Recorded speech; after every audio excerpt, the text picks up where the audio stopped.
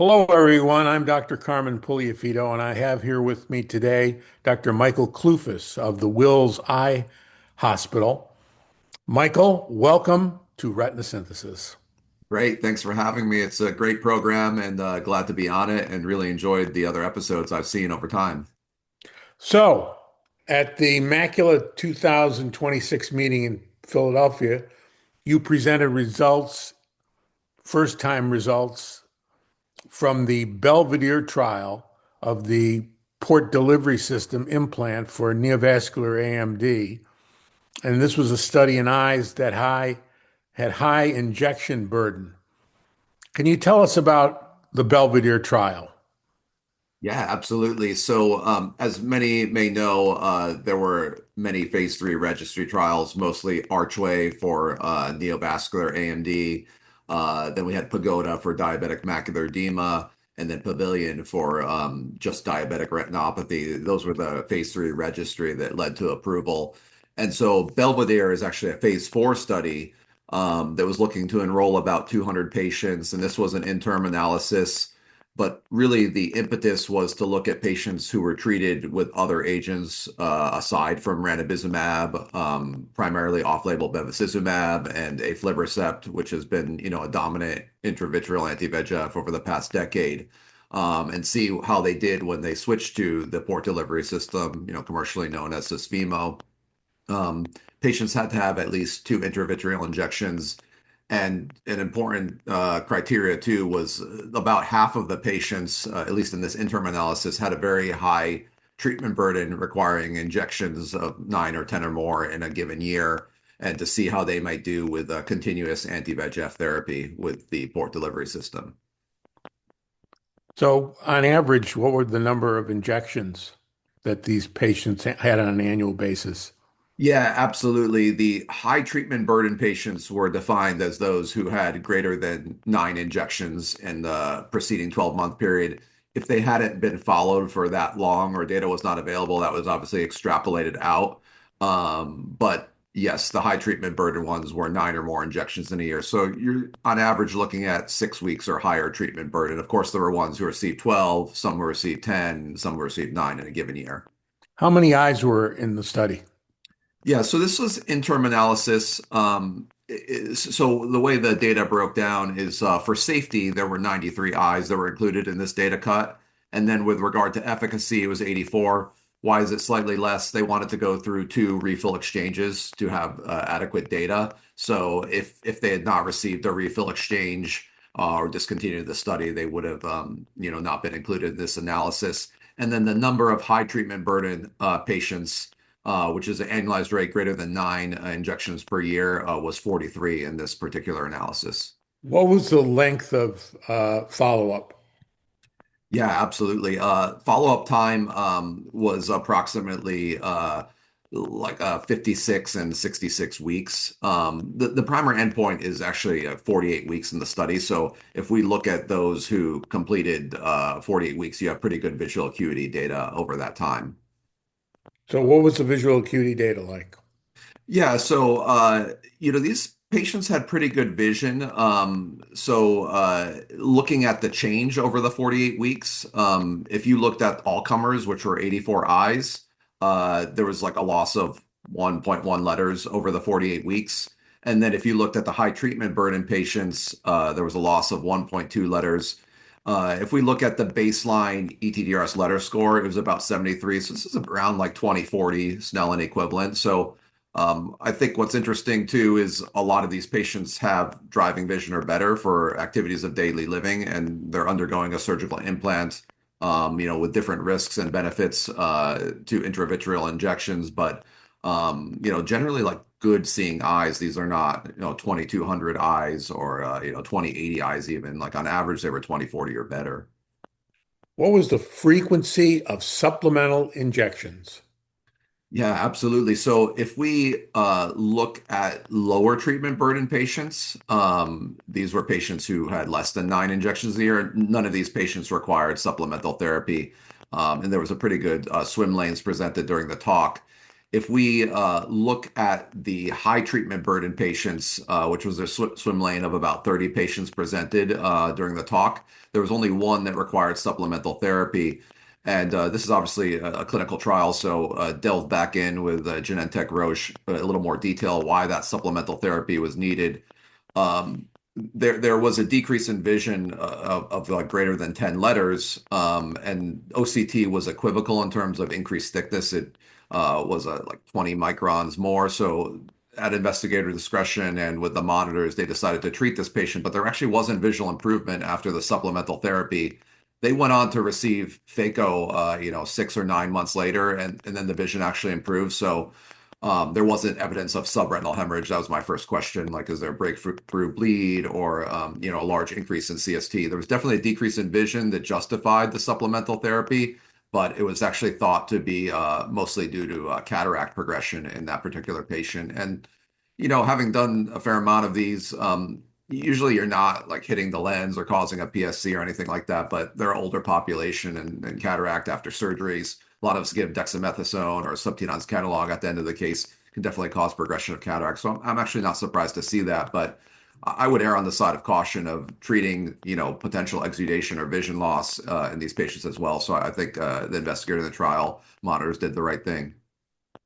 Well, it is an extraordinary result. Only one supplemental injection in 84 eyes over 48 months, Weeks, 48 weeks. weeks, 48 weeks, excuse me. It's extraordinary. Yeah, I mean, I think that most of our patients, you definitely have patients like in the clinic who, someone's like, hey, you can go 6 weeks, but they're like, oh, I really prefer 5. I start noticing at 5 weeks in one day when there's like some early subretinal fluid or exudation developing. And a lot of us look at the port delivery system. The control groups are monthly intravitreal injections, and we're trying to mimic that. But with continuous therapy, it's actually, I think a little bit different. I don't look at it as an intravitreal injection because, yes, it is ranibizumab, it's concentrated, but you're getting that sort of little drip out. And like one commercial patient I treated recently, and I learned this a little bit from gene therapy trials. She always had fluid at about 4 weeks on aflibercept 2 milligrams. So then I tried faricimab, and she still had fluid at 4 weeks. And then I said, okay, let me give you a faricimab and see you in 2 weeks. And there was less fluid, but there was still exudation. Ultimately, we discussed, should we go forward with continuous therapy and placed Susvimo, and she's dry and she needs refill at like 5.5, 6 months. But that's the only time I've seen her dry. And it's sort of like the best analogy I say is, like when steroids wear off, whether it's like, a post-cataract CME or a chronic uveitis, whether it's Ozurdex, or or Utique or any kind of intravitreal steroid, they have when it wears off, the edema comes back. But I think a similar case can be said for Susvimo or port delivery system. When you get that continuous drip, some of these eyes just have a high VEGF burden. And when you have that little bit coming out over time, it controls the exudation. And if you look at some other analyses that weren't presented in my talk, but especially patients with persistent fluid from the registry trials, there is data to suggest that there's a trend towards better visual acuity in these patients with persistent fluid, even at 4-week intravitreal injections. So I think that's a really interesting subset to look at. And discussing with some of my partners, some of them are like not like tail end of career, but they're not really interested in integrating a new surgical procedure, but they may have these Q2-week intravitreal injection patients, and they're like, this might be a really good option because Q2-week injections not only massive burden to the patient, but also billing problems. What are you going to use at that 14-day visit, sample or off-label bevacizumab? And so I'm really interested in integrating it more in these high treatment burden patients in my practice if they're not happy with monthly injections. What was the patient satisfaction? Was there an objective measurement of that?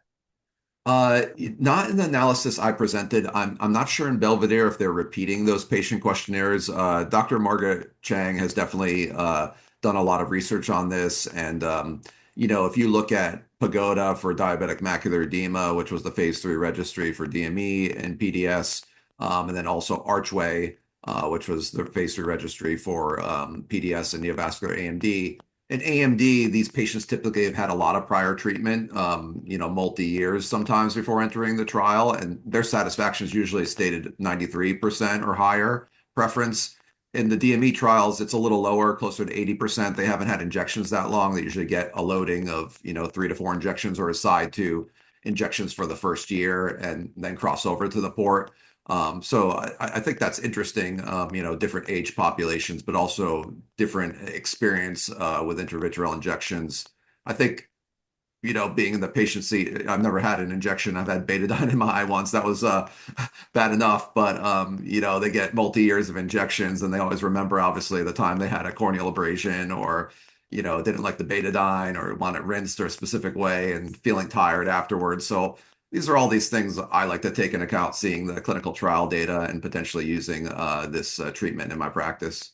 So, what are your patient selection criteria and how frequently are you using this in your practice? Yeah, it's been so interesting. I think it's just amazing that you see this device has kind of definitely come with major strides over the past 10 years, especially with regard to surgical technique, which is constantly evolving.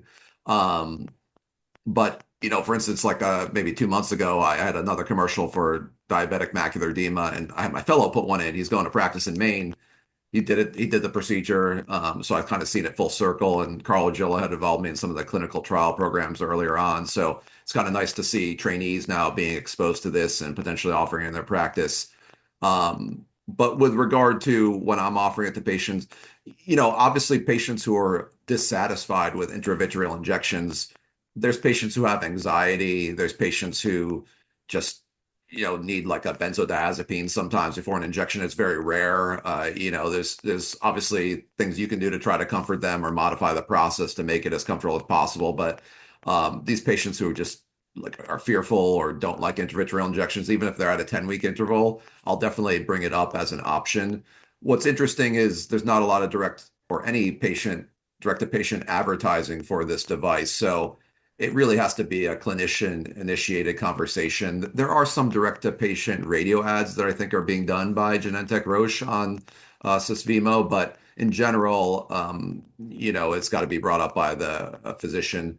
But, we do know that this is a permanent implant in most cases. So if the conjunctiva is not healthy, I always assess that first. And what I like to do is just place a drop of proparacaine and a cotton tip with a little proparacaine, and I'll actually go to the slit lamp, narrow beam, and move the conj. And if it's highly thin or there's like a large plaque in the area when I put the implant, or if there's like a high risk of needing tube, like these are not ideal candidates. I think whenever you're trying to integrate something into your practice, you obviously want to have success. But if we know the conj is not healthy, this leads to retraction and erosion, and that obviously can be a risk factor for endophthalmitis.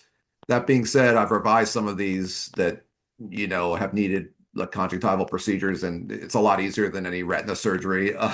So you can definitely usually salvage the implant, and it's very rare to need to place like a semilunar corneal graft, etc. But I always like to look at the conj first because if the conj is not healthy, I always worry maybe the first year is going to be okay, but like what happens over 2, 3, 4, 5 years, and that's always a consideration.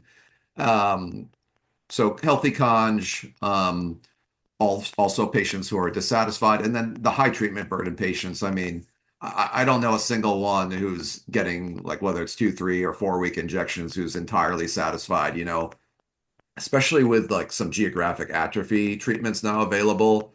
That's like a high treatment burden. They're sort of going back to monthly. If you're not doing the anti-complement and anti-VEGF same day, usually they're able to get them out to 8 weeks on the anti-VEGF and then 8 weeks on the anti-complement, but they're coming in every month. And while the older population is quite compliant, it's just a very high treatment burden.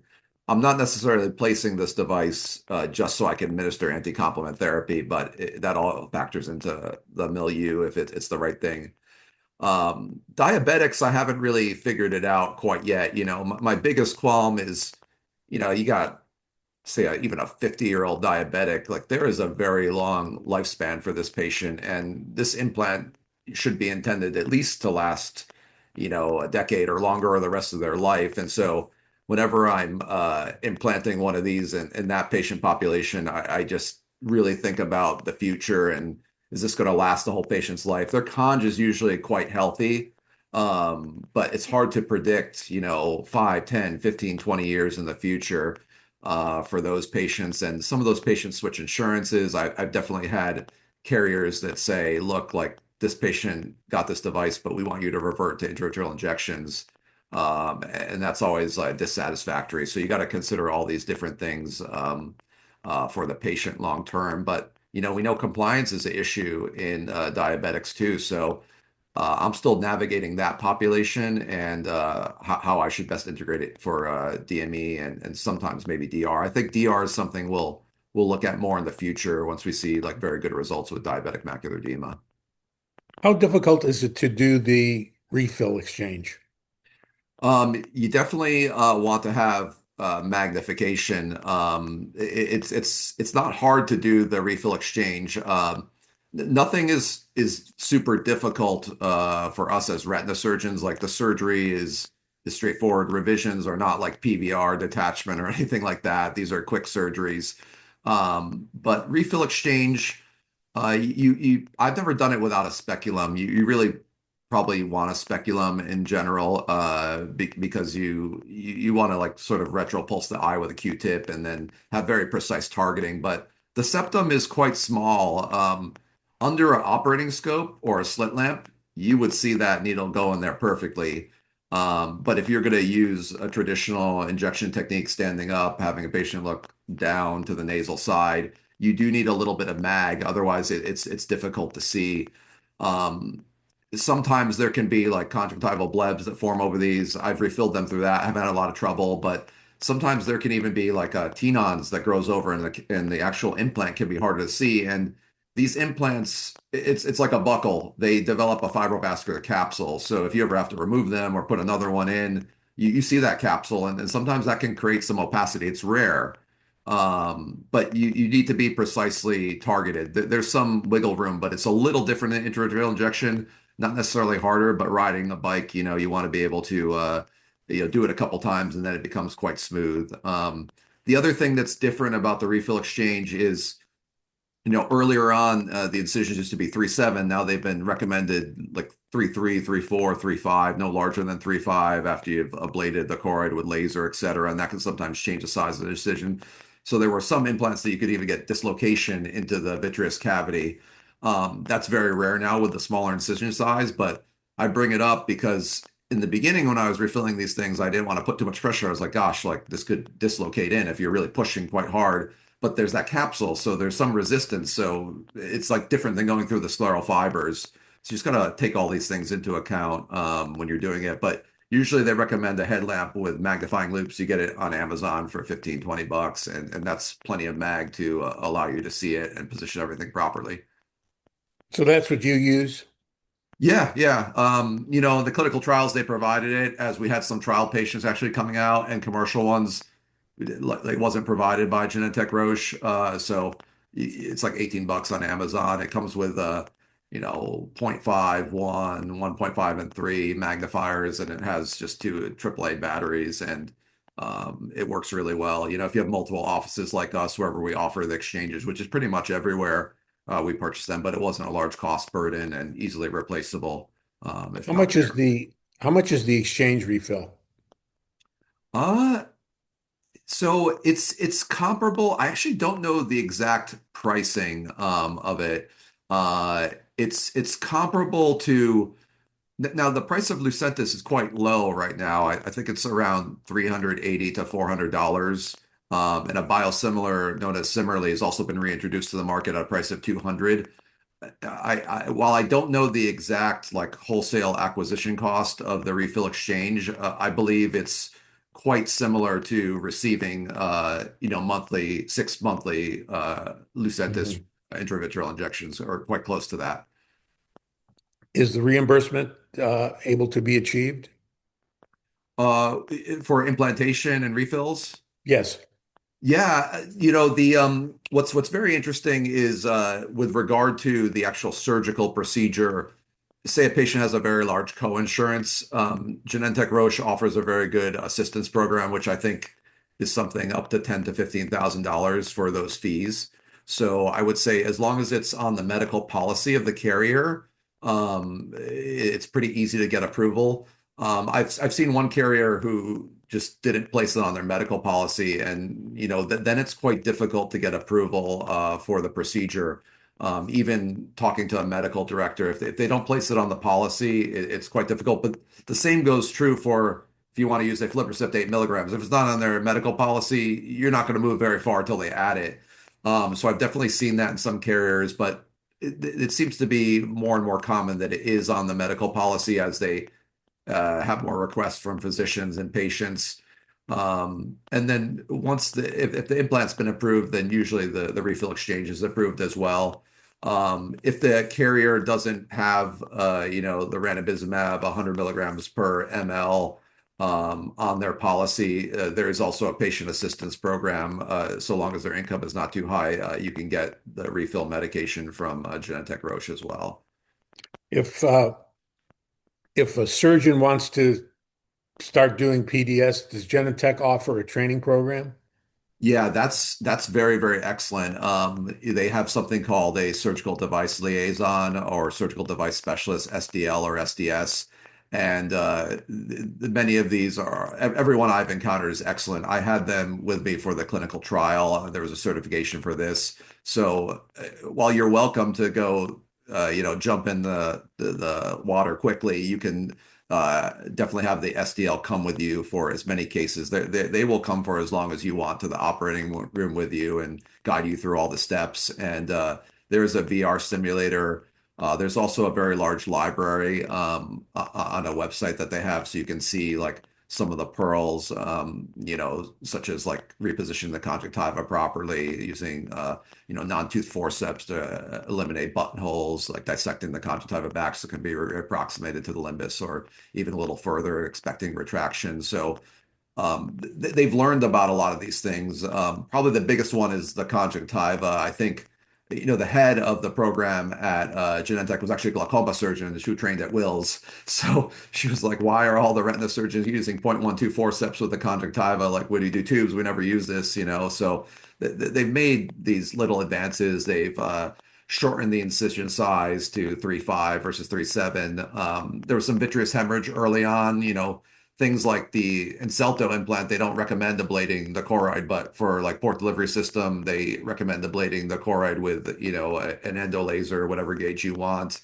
prior to actually placing the device. And that's reduced vitreous hemorrhage from rates of like 20% down to, less than 3 to 5%. So they've learned a lot over time. They're investigating other things such as like a diode laser instead of, an argon laser to ablate the choroid as well, may lead to less atrophy at the edge of the incision. So all these pearls have come into the instructions for use, and I would suggest surgeons follow those instructions for use to start because there's usually a reason behind all of them. And I think if you're trying a new surgical procedure, all you need is like a complication to start, and then you're probably not going to do it again. So, patient selection, but then following the instructions for use are probably pretty paramount in my mind, at least when you're starting out. And then you can have little tweaks to the procedure as you go on if you wish. Well, what else should our audience know about Sysvimo? Um, let's see. Well, so right now it's the only on the label indication you have to receive just two anti-VEGF, sort of to demonstrate a response to anti-VEGF, and then the device can be placed for neovascular AMD, diabetic macular edema, or just DR as well. The recommended refills is every 6 months or 24 weeks. I've never tried or had to refill one of these before 6 months, but given that's the label, I probably wouldn't recommend doing that, especially reimbursement, et cetera, at this time. You are able to administer a supplemental therapy, just a standard intravitreal injection with the implant in place, if you wish, or there's a need for supplemental therapy. Although, as you saw from the data from Belvedere, the rate of supplemental therapy is quite low. And then for diabetic retinopathy, the recommended refill exchange is 9 months. Now, why did they choose 6 months? It's sort of like treating the whole herd of the population. they knew they could encompass 95 to 97% of treatment burden with Q 6 month refills for these major retinal vascular diseases. But if you go to Ladder, which was the one of the phase 2 trials, many patients were able to go 9, 10, even 12 months without a refill. So while I'm not doing that too much in my practice, just because a lot of these cases are unilateral, want to monitor the fellow eye, many of these patients may be able to go longer than the recommended 6 month refill. So that's another sort of thing I think we'll learn from real world use. Um, and yeah, I think the other thing is some of the complications, conjunctival retraction, erosion, they had a problem with the device that led to a voluntary recall. So the device is sort of a rigid polymer, and then it has the septum that allows the refill exchange. And there was a problem with the bonding. And so this was during the clinical trial period. So they did a voluntary recall, and we had to remove a lot of these devices and place the new ones with a better bond. And that's even an easier surgery actually. Like, so, however long it takes you to start, like if you ever have to like remove and exchange one of these eyes do like amazingly well. And I was interested in looking at that as well. So these eyes that underwent secondary operations, I looked at those with Genentech, and we presented that at Vail this year, and they do great, like 98% maintain vision 20/40 or better. Even in cases of endophthalmitis, the implant doesn't always have to come out. The implant can be irrigated with vancomycin with the refill exchange needle. So I would say, if you do surgery, you're going to expect complications. Like nothing's going to be 100%. It's just like retinal detachment repair, or, if you're going to do a 20/25 pucker, like there's risk of RD, there's risk of endophthalmitis. So all these things, are manageable. And I would say a lot of the complications are not as severe as some of the retina surgery complications we deal with, like PVR or, RDs even. Like they do really well with the reoperation. And then, of all the reoperations I've done, which are not tons, but enough, I've never had to not be able to place a new device. And the patients are really tied to this device. Like I had a 9-year-old guy, he had one and he had a septum dislodgement, and, talked to him about the surgery. I was like, we could go put another one. And he's like, please put another one if you can. I don't want to go back to injections. And we were able to do that. He did great. Even in our practice from the trials, we had one complete dislocation into the vitreous cavity, and I didn't perform that surgery, but my colleague Jason Shu did, and he was able to place another device, and patient was really happy, and there was no like adverse events afterwards. So I've been very interested in seeing what happens with these devices that need more procedures, and the outcomes are really, really good, which is encouraging as well. For the right patient, this seems to be an excellent opportunity. Yeah, and I think we have to do a better job of learning who the best patients are, and I think those frequent treaters are a place where we can make some progress. And another piece of data we didn't mention, aside from the trend in better vision with continuous anti-VEGF therapy, there was this decade-long discussion on the circuit podium that like increased anti-VEGF treatment led to atrophy, but they're actually seeing with continuous anti-VEGF that the rate of atrophy may be lower too. We know GA is a large problem for this patient population, so perhaps continuous therapy may have some effect on geographic atrophy or slower rates of geographic atrophy compared to discontinuous anti-VEGF therapy. Michael, thanks for joining us on retina synthesis and sharing your observations on the port delivery system. Thanks so much for having me.